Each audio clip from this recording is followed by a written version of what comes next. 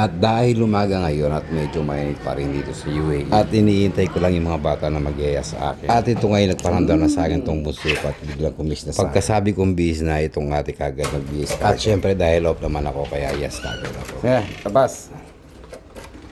Sige lang. Kinakabahan tuloy ako sa kanila kung ano yung bibili nila ngayon. At ito si ate biglang nagpa-cute pa sa camera. At syempre hindi magpapauli yung bunso.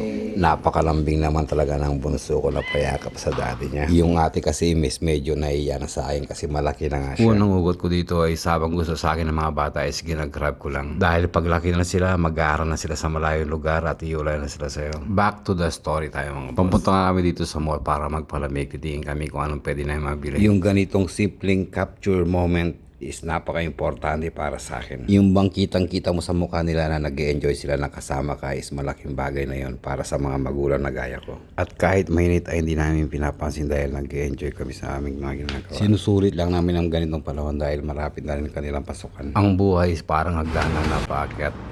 Kumbaga sa edad ay tumatanda ka rin. At sana sa lahat ng problemang dadaanan namin is kakayanin namin lalo kami magiging malakas. At dito nga habang naglalakad kami ay parang inaantok na yung si Bunso. Buti na lang malapit na kami sa mall at bababanda lang kami, nandun na kami sa loob. At nung makarating na kami sa mall ay kanya-kanya na silang takbuhan. Yung dalawa pumunta kagad sa McDo. Ibang-iba na nga ang panahon ngayon dahil dito nga ay model sila na by pindot-pindot lang. Believe din talaga ako sa dalawang anak ko na to dahil napaka-sweet nila sa bawat isa. Halos magkasundo sila sa lahat ng bagay. Ang pinakaplano namin talaga is bumuli lang ng bubi o magpalamig dito sa mall ngayon. Nagkaiwalay-walay kami ng mga order.